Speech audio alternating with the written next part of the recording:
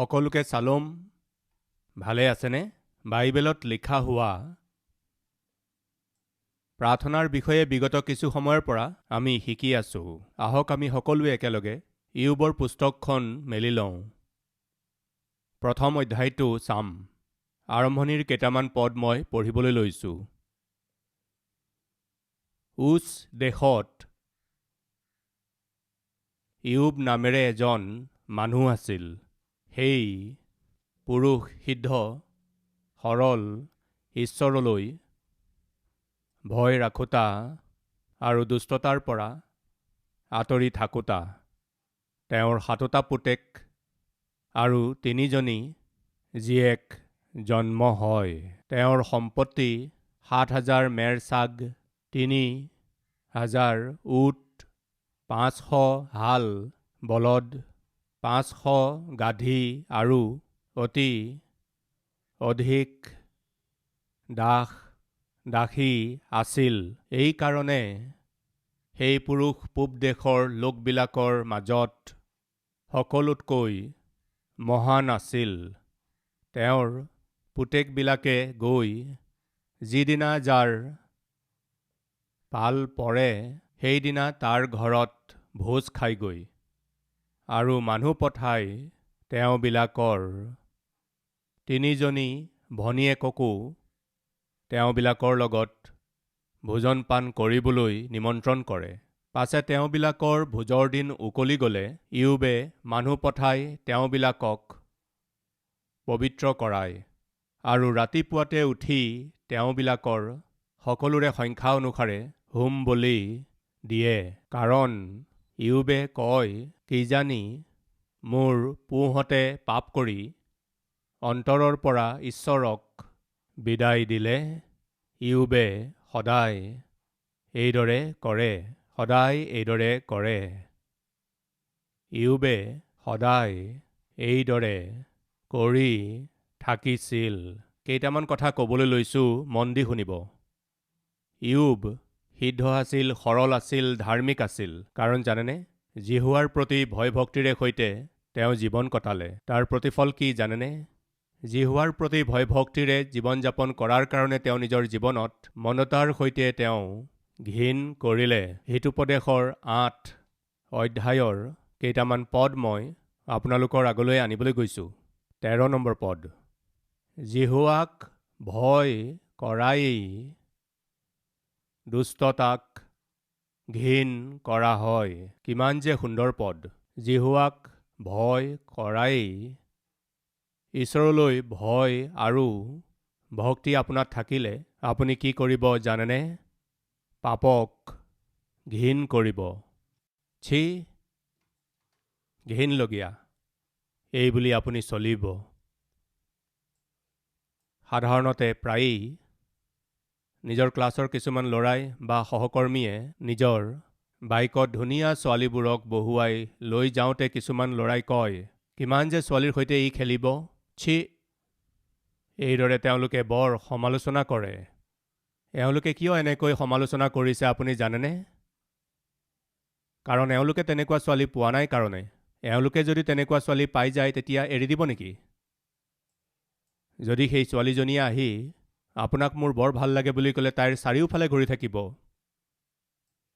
তাইক মানা নকৰে, এইটো বেয়া কথা বুলি নকয়। আমি ভালদৰে পঢ়িব লাগে, এতিয়া আমি ভাল ভাল চাকৰি কৰিব লাগে, আমাৰ পিতৃ মাতৃয়ে গৌৰৱ কৰিব পৰাকৈ আমি চলিব লাগে। এই বয়সত যৌৱনকালত এয়া কি বেয়া কথা? পাগলৰ দৰে কথা নক'বা, যোৱা ইয়াৰ পৰা, এই বুলি এওঁ ক'বনে বাৰু? এয়া ভাল কথা নহয় বুলি ক'বনে? তাইৰ পাছে পাছেহে যাব। আন কোনোবাই তেনেকুৱা কৰিলে আপুনি তাক দেখি বেয়া বুলি কয়, আৰু যদি আপুনি নিজেই কৰে? এবাৰ ভাবকচোন। বাইবেলে কৈছে, জিহুৱাক ভয় কৰাই দুষ্টতাক ঘীন কৰা হয়। শুনক, দুষ্টতাৰ অৰ্থ কি? আপোনাক নষ্ট কৰাই হৈছে দুষ্টতা। আজি আমি সকলোৱে ভালদৰে জানো, আপুনি ঈশ্বৰৰ ইচ্ছামতে নচলে। আপোনাক কিহে বাধা দিয়ে, কিহে নষ্ট কৰে আপুনি ভালদৰে জানে। আপোনাক কিহে অপবিত্ৰ কৰে তাক আপুনি ভালদৰে জানে। তাক যদি আপুনি ঘীন কৰিবলৈ আৰম্ভ কৰে তেন্তে সেইদিনাৰ পৰাই আপুনি নিজৰ জীৱনত এক নতুন আৰম্ভণি দেখিবলৈ পাব। আজি আমি ওপৰে ওপৰে পাপক ঘৃণা কৰোঁ, কিন্তু ভিতৰি ভিতৰি ঘিণ কৰোঁনে? নহয়, আমি সুযোগ বিচাৰি থাকোঁ। সেয়া সত্য। বাইবেলে কৈছে, জিহুৱাক ভয় কৰাই দুষ্টতাক ঘিণ কৰা হয়। যদি মই মনতে কুচিন্তা কৰিলোহেঁতেন, ঈশ্বৰে মোলৈ আওকাণ কৰিলেহেঁতেন, কিন্তু ঈশ্বৰে মোৰ প্ৰাৰ্থনা শুনিলে। তেওঁ মোৰ প্ৰাৰ্থনালৈ কাণ দিলে। পাপ কৰাৰ কথা দায়ুদে ইয়াত কোৱা নাই। পাপৰ কথা মই যদি চিন্তাও কৰোঁ, মোৰ জীৱনত পাপৰ কাৰণে যদি অলপো স্থান থাকে, তেন্তে ঈশ্বৰে মোৰ প্ৰাৰ্থনা নুশুনিব। আমাৰ মাজৰ বহুতৰে ভাৱনা এনেকুৱা যে আমি যেতিয়া পাপ কৰোঁ তেতিয়াহে সেই পাপ ঈশ্বৰ আৰু আমাৰ মাজত দেৱাল হ'ব, এই বুলি ভাবে। আমি পাপৰ কথাবোৰ চাম তেতিয়াহে আমাৰ আৰু ঈশ্বৰৰ মাজত সেই পাপৰ দৃশ্য আৰু সেই পাপী চকু দেৱাল হ'ব, এই বুলি ভাবে। কিন্তু বাইবেলে কৈছে, যিটো আপুনি দেখাই নাই আৰু কৰাও নাই, কিন্তু তাৰ প্ৰতি আপোনাৰ মনত যদি ক'ৰবাত অলপো ইচ্ছা আছে তেন্তে হৈ গ'ল। তাৰ প্ৰতি অলপো যদি আপোনাৰ মন যায়, সেয়াই আপোনাৰ আৰু ঈশ্বৰৰ মাজত দেৱাল হৈ উঠিব। বুজি পাইছেনে? তাৰ মানে আপুনি কিবা পাপ নকৰাকৈয়ে বা পাপৰ বিষয়বোৰ নোচোৱাকৈয়ে আপোনাৰ মনত তাৰ প্ৰতি যদি অলপো আপোনাৰ ইচ্ছা থাকে, তেন্তে আপুনি উত্তৰ নাপাব। বাইবেলে ইয়াকেই কয়। প্ৰিয়সকল, ইয়ুব এজন সিদ্ধ ব্যক্তি আছিল, মই কৈছিলোঁ নহয়, আৰু সৰল ব্যক্তি আছিল, এজন ধাৰ্মিক ব্যক্তি আছিল। তেওঁ কেনেকৈ ধাৰ্মিক, ন্যায়বান আৰু সিদ্ধ আছিল জানেনে? তেওঁ ঈশ্বৰৰ প্ৰতি ভয় ভক্তিৰে চলিছিল। সেইকাৰণে তেওঁক নষ্ট কৰা, ধ্বংস কৰা সকলোবোৰ দুষ্টতাক তেওঁ আঁতৰাই থৈছিল। ফলস্বৰূপে তেওঁ ধাৰ্মিকতাৰে চলিব পাৰিলে। তাৰ মানে যিয়ে আপোনাক নষ্ট কৰে, যিয়ে আপোনাক ধ্বংস কৰে, সেয়া কিবা ঠাই হ'ব পাৰে, সেয়া কিবা আগ্ৰহ হ'ব পাৰে, সেয়া যিয়েই নহওক, আপোনাৰ জীৱনত যেতিয়ালৈকে থাকিব আপুনি ঈশ্বৰৰ আজ্ঞাবোৰ পালন কৰিব নোৱাৰিব। সেইকাৰণেতো ঈশ্বৰে আব্ৰাহামক কৈছিল, আব্ৰাহাম, নিজৰ দেশৰ পৰা, নিজৰ পিতৃৰ ঘৰৰ পৰা, নিজৰ ইষ্ট কুটুম্বৰ পৰা তুমি পৃথক হৈ যি দেশ মই তোমাক দেখুৱাম তালৈ যোৱা। মই তোমাক আশীৰ্বাদ কৰাটো তুমি বিচাৰা, তেন্তে তাৰ এটা কণ্ডিশ্যন আছে। সেই কণ্ডিশ্যনটো হৈছে ছেপাৰেশ্যন। আপুনি পৃথক হ'ব লাগিব। কাৰ পৰা? ফ্ৰম পিপল। ক'ৰ পৰা? From places. কিহৰ পৰা? From practices. পাপী লোকসকলৰ পৰা, পাপৰ অভ্যাসৰ পৰা, পাপৰ স্থানৰ পৰা পৃথক হ'ব লাগিব। তুমি পাপৰ স্থান যদি ত্যাগ নকৰা আৰু পাপৰ অভ্যাসবোৰ যদি ত্যাগ নকৰা আৰু পাপৰ লোকসকলৰ পৰা যদি আঁতৰি নোযোৱা, মই তোমাক আশীৰ্বাদ কৰিব নোৱাৰিম, আব্ৰাহাম, আশীৰ্বাদ দিব নোৱাৰিম। প্ৰিয় ভাই ভনীসকল, শুনি আছেনে? আজিও পাপৰ লোকসকল মানে আপোনাৰ লগৰ পাপ কৰা বন্ধু। আত্মীয়তা আপোনাৰ যদি লগত থাকে, ঈশ্বৰে আপোনাক আশীৰ্বাদ কৰাটো কোনোপধ্যেই সম্ভৱ নহয়। যদি আপুনি পাপৰ স্থানবোৰৰ সৈতে জড়িত হৈ আছে আৰু সেই পাপৰ স্থানবোৰত যদি আপুনি আনন্দ উপভোগ কৰি আছে আৰু সেই ঠাইবোৰলৈ যদি গৈ আছে, ঈশ্বৰে আপোনাক আশীৰ্বাদ কৰিব নোৱাৰে। পাপৰ স্থানত, পাপৰ লোকসকলৰ সৈতে, পাপৰ অভ্যাসত যদি আপুনি এতিয়াও যদি চলি আছে, তেন্তে ঈশ্বৰে আপোনাক আশীৰ্বাদ দিব নোৱাৰিব। যদি আজি আপুনি ভাবি আছে, ঈশ্বৰে মোক কিয় আশীৰ্বাদ কৰা নাই, মোৰ প্ৰাৰ্থনাবোৰ কিয় শুনা নাই, মোৰ প্ৰাৰ্থনাৰ উত্তৰ কিয় দিয়া নাই, এই সকলো প্ৰশ্নৰ উত্তৰ পাবলৈ এবাৰ আপুনি নিজকে এই দৃষ্টিকোণেৰে পৰীক্ষা কৰি চাওক। ঈশ্বৰে পচন্দ নকৰা কাম, ঈশ্বৰে ভাল নোপোৱা এনে স্থান, ঈশ্বৰে পচন্দ নকৰা কোনো ব্যক্তি মোৰ জীৱনত আছে নেকি? ভাবকচোন। সত্যক জানক, সেইবোৰক পৃথক কৰক, ছেপাৰেট কৰক। প্ৰিয়সকল, ইয়ুবে জীৱনত ঈশ্বৰৰ প্ৰতি ভয় আৰু ভক্তিৰে সৈতে তেওঁ চলিছিল। ঈশ্বৰে পচন্দ নকৰা বিষয়বোৰক তেওঁ কি কৰিলে? ঘিণ কৰিলে। সেইবোৰক ঘিণ কৰিলে, সেইবোৰ এৰি দিলে, নহ'ব বুলি ক'লে। এইদৰে ক'লে কি হয় বাইবেলত আছে, চাওঁ আহক। 13 নম্বৰ পদটো আকৌ এবাৰ পঢ়িছোঁ। জিহুৱাক ভয় কৰাই দুষ্টতাক ঘিণ কৰা হয়। দুষ্টতা কি? দুষ্টতা বহুত আছে। কেইটামান উদাহৰণ ইয়াত উল্লেখ কৰা হৈছে। সেই উদাহৰণবোৰ কি চাওঁ আহক। ঘিণ কৰিবলগীয়া দুষ্টতা হৈছে অহংকাৰ। প্ৰথমতেই কি দেখা পোৱা গৈছে? কি আৰম্ভণিতেই কি আছে? অহংকাৰ। বিনষ্ট হোৱাৰ আগতে ব্যভিচাৰ হয়। বাইবেলত লিখা আছেনে নাই? লিখা আছে? নাই? তেন্তে কি আছে? ডাঙৰকৈ কওক, অলপ ডাঙৰকৈ কওক। বুজি পালেনে? এজন ব্যক্তি ব্যভিচাৰী হ'লে লগে লগে গম পোৱা যাব। ধৰক এজন ব্যক্তি চোৰ, সাধাৰণতে লগে লগে গম পোৱা যায়। প্ৰবঞ্চক হ'লে এইজন প্ৰবঞ্চক, গম পোৱা যায়। কিন্তু অহংকাৰ ভিতৰত থাকে, কিন্তু সেইটো বাহিৰত প্ৰকাশ নাপায়। C.S. লুইচ, ঈশ্বৰ এজন মহান দাস, ইংলেণ্ডত আছিল। তেওঁৰ ভিতৰত তেওঁ নজনাকৈয়েই অহংকাৰ আছিল। তেওঁ নিজৰ বন্ধুক আহি ক'লে, তুমি মোৰ বন্ধু, তুমি মোক ভালদৰে জানা, সেইকাৰণে তুমি কোৱাচোন মোৰ জীৱনত কিহৰ অভাৱ আছে?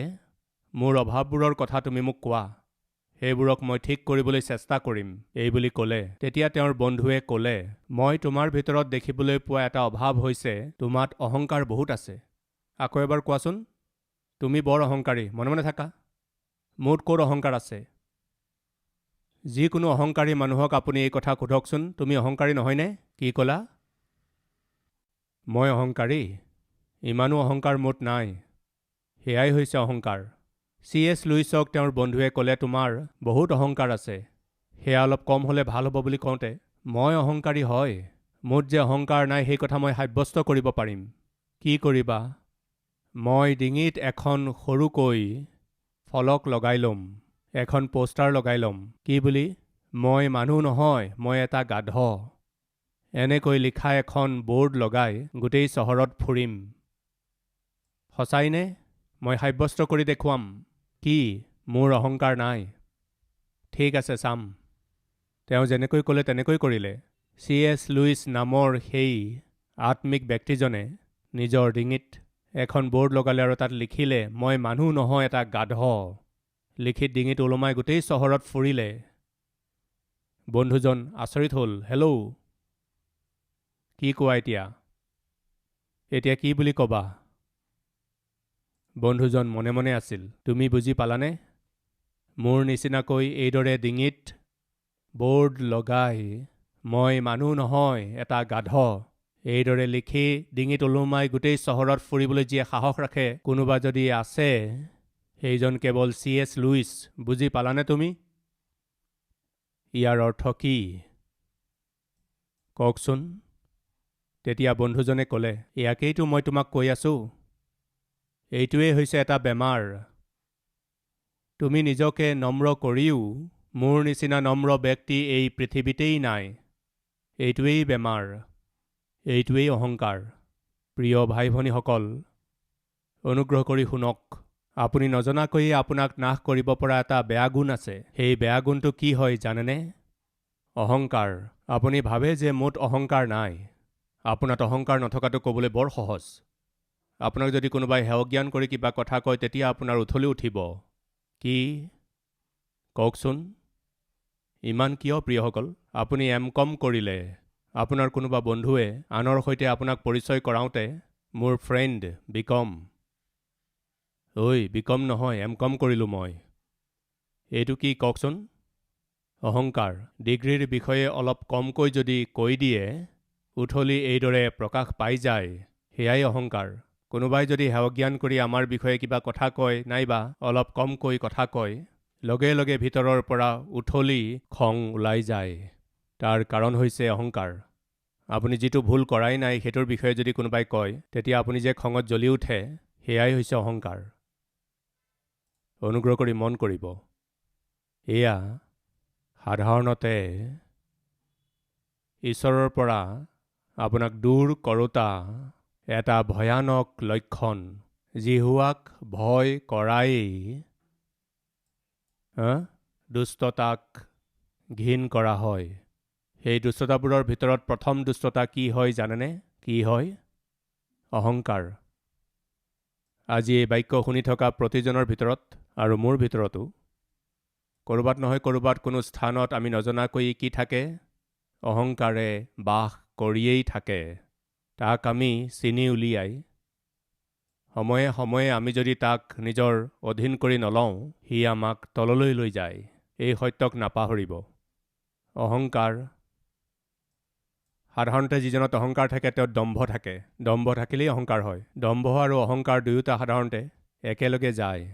অহংকাৰ, দম্ভ, কুপথ, কুটিল মুখৰ কথাও মই ঘিণ কৰোঁ। কুটিল মুখৰ কথা মানে ইয়াত কিবা এটা কয়, পিছত তাত কিবা এটা কয়। কাৰোবাৰ বিষয়ে ইয়াত কিবা এটা কথা কয়, তাৰ পাছত সেই ব্যক্তিজনৰ বিষয়ে তাত কিবা এটা কথা কয়। তাৰ মানে আপোনাৰ কথা থিৰে নাথাকে, এটা হৈ নাথাকে, কুটিলতাৰে কথা কয়। অহংকাৰ, দম্ভ আৰু কুপথ এই সকলো ঈশ্বৰৰ আৰু আপোনাৰ মাজত বাধা হ'ব পৰা দেৱাল। ইয়াত কেইটামান উদাহৰণ আছে। কিন্তু যদি আমি ঈশ্বৰলৈ ভয় ভক্তি ৰাখি চলোঁ, মই ক'লোঁ নহয়, ইয়ুব সিদ্ধ ব্যক্তি আছিল আৰু সৰল আছিল আৰু ধাৰ্মিক আছিল আৰু ধনী ব্যক্তি আছিল। সেই ধন তেওঁলৈ ক'ৰ পৰা আহিল বাইবেলত আছে। চাওঁ আহক। 8 অধ্যায়ৰ 17 নম্বৰ পদ। যিবিলাকে মোক প্ৰেম কৰে, ময়ো তেওঁবিলাকক প্ৰেম কৰোঁ, আৰু যিবিলাকে মোক যত্নেৰে বিচাৰে তেওঁবিলাকেই মোক পায়। ৰাইট? ঐশ্বৰ্য আৰু মান মৰ্যাদা মোৰ লগতে আছে। এনেকি অক্ষয় সম্পত্তি আৰু ধাৰ্মিকতা আছে। আমাৰ মাজৰ কিমানে বাৰু শেষলৈকে থাকিব বিচাৰে? হাত দাঙকচোন। মোক স্থিৰতা লাগে। সেই আত্মিকতাত হ'ব পাৰে, আৰ্থিক অৱস্থাত হ'ব পাৰে। সকলো বিষয়তে মোক স্থিৰতা লাগে বুলি কোৱাসকলে নিজৰ হাত দেখুৱাবনে? তেন্তে ঈশ্বৰে কৈছে, সেইদৰে অক্ষয় কৰি ৰাখোতাজন ময়েই। ঐশ্বৰ্য মোৰ লগত আছে, মান মৰ্যাদা মোৰ লগত আছে, ধন সম্পত্তি মোৰ লগত আছে, ধাৰ্মিকতা মোৰ লগত আছে। এই সকলো মই তোমাক দিম। এই সকলো মই তোমাক দিম। কেতিয়া? যেতিয়া দুষ্টতাক আমি ঘিণ কৰিম আৰু ধাৰ্মিকতাৰে যেতিয়া চলিম। 20 নম্বৰ পদ। মোক প্ৰেম কৰোঁতাবিলাকক ঐশ্বৰ্যশালী কৰিবলৈ ধৰোঁ আৰু তেওঁবিলাকৰ ভঁৰালবোৰ কি কৰোঁ বুলি কৈছে? পৰিপূৰ্ণ কৰোঁ। যিসকলে মোক প্ৰেম কৰে তেওঁলোকক মই ঐশ্বৰ্যশালী কৰিম। আকৌ সোঁৱৰাই দিছোঁ, আমি যদি ঈশ্বৰক প্ৰেম কৰোঁ তেন্তে কি কৰিম? তেওঁৰ আজ্ঞা মানিম, তেওঁৰ আজ্ঞাৰ অধীন হ'ম, তেওঁৰ আজ্ঞাবোৰ আমি পালন কৰিম। ঈশ্বৰে তাকেই বিচাৰে। তুমি মোক প্ৰেম কৰা, মোৰ আজ্ঞা পালন কৰা, মই কোৱামতে চলা, তোমাক যি লাগে মোক খোজা, মই তোমাক দিম। অক্ষয় ঐশ্বৰ্য দিম, প্ৰয়োজন অনুসাৰে ধাৰ্মিকতাৰ জীৱন দিম, উপচি পৰাকৈ দিম, ঐশ্বৰ্য দিম, মান মৰ্যাদাও দিম। আজি আমি মনোযোগেৰে চালে দেখিবলৈ পাওঁ, ইয়ুবৰ জীৱনত মান মৰ্যাদা, ঐশ্বৰ্য, ধন সম্পত্তি কাৰ দ্বাৰা তেওঁ পালে জানেনে? অনিয়ম আৰু অধাৰ্মিকতাৰে চলাৰ কাৰণে নহয়, ধাৰ্মিকতাৰে চলাৰ কাৰণেহে পাইছিল। তেওঁ এজন সিদ্ধ ব্যক্তি আছিল, সৰল ব্যক্তি আছিল, ধাৰ্মিক ব্যক্তি আছিল। ইমানেই নহয়, তেওঁ ঐশ্বৰ্যশালীও আছিল। এই জগতৰ সকলোবোৰ ঐশ্বৰ্যতকৈ মহান ঐশ্বৰ্য কি ক'বনে? ক'ব পাৰিবনে? ঈশ্বৰে যি দিয়ে সেয়াই হৈছে মহান ঐশ্বৰ্য। ৰাইট? বাইবেলত বৰ সুন্দৰ কথা এটা আছে। দেশ জিহুৱাই দিয়া পুৰস্কাৰ এই বুলি বাইবেলত আছে। সেয়া কি কওকচোন? ডাঙৰকৈ কওক। লিখা আছে, ঈশ্বৰে স্বামী ভাৰ্যাক চাই এওঁলোকক উপহাৰ দিব লাগে। এই বুলি তেওঁলোকক কি উপহাৰ দিয়ে জানেনে? নিজৰ এটা ঘৰ নহয়, নিজৰ এখন গাড়ী নহয়, তেন্তে কি? গৰ্ভৰ ফল। আহক প্ৰাৰ্থনা কৰোঁ। সকলোৱে প্ৰাৰ্থনাত সহভাগী হোৱাটো বিচাৰিছোঁ।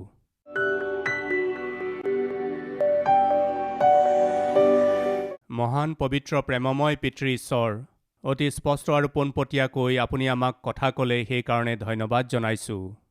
ইয়ুবৰ জীৱনত থকা সিদ্ধতাৰ জীৱন, সততাৰ জীৱন, ধাৰ্মিকতাৰ জীৱন আমাকো দিয়ক পিতৃ। তেওঁ আপোনাক প্ৰেম কৰিলে, সেইকাৰণে আপোনাৰ ভয় ভক্তিত তেওঁ জীৱন কটালে। ফলস্বৰূপে তেওঁ দুষ্টতাক ঘীন কৰিলে, যাৰ কাৰণে ঐশ্বৰ্য, মান মৰ্যাদা সেই সকলো তেওঁ পালে।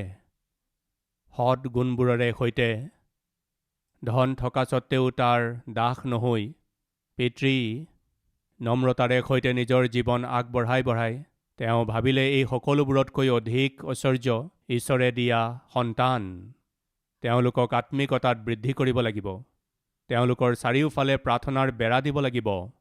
এই বুলি ভাবি তেওঁ প্ৰতিদিনে ৰাতিপুৱাই উঠি তেওঁ নিজৰ সন্তানৰ চাৰিওফালে বেৰা দিলে। প্ৰত্যেক পিতৃ মাতৃয়ে নিজৰ সন্তানৰ বাবে সময় উলিয়াব লাগে, তেওঁলোকৰ সৈতে কথা পাতিবলৈ, তেওঁলোকৰ বাবে প্ৰাৰ্থনা কৰিবলৈ, তেওঁলোকক আত্মিকতাত আগবঢ়াই নিবৰ বাবে নিশ্চয় সময় উলিয়াব লাগে পিতৃ। আৰু তেনেকৈয়ে এলেহুৱা স্বভাৱক জয় কৰিব লাগিব, অহংকাৰ আৰু দম্ভক নিজৰ পৰা দূৰ কৰিব লাগিব, অধাৰ্মিকতা আৰু অপবিত্ৰতাক নিজৰ জীৱনৰ পৰা সম্পূৰ্ণ দূৰ কৰিব লাগিব। আপোনাৰ আশীৰ্বাদবোৰৰ দ্বাৰা আমি উন্নতি কৰিব লাগিব। আপোনাৰ আশীৰ্বাদৰ দ্বাৰা পিতৃ আমি মৰ্যাদা পাব লাগিব। ফলস্বৰূপে অনেকৰ বাবে আমাৰ জীৱন আদৰ্শ হ'ব লাগিব। এনে অনুগ্ৰহ আমাক কৰক পিতৃ। আজি প্ৰত্যেকৰে প্ৰয়োজনবোৰ আপুনি পূৰণ কৰক পিতৃ। প্ৰতিটো ভয়ক দূৰ কৰক, সকলো বোজা দূৰ কৰক। আপোনাৰ উপস্থিতিক, আপোনাৰ সহায়ক আৰু আপোনাৰ সকলো আশীৰ্বাদক সমৃদ্ধিৰে সৈতে নিজৰ সন্তানক দিয়ক। যীশুখ্ৰীষ্টৰ নামেৰে মাগিছোঁ পিতৃ, আমেন।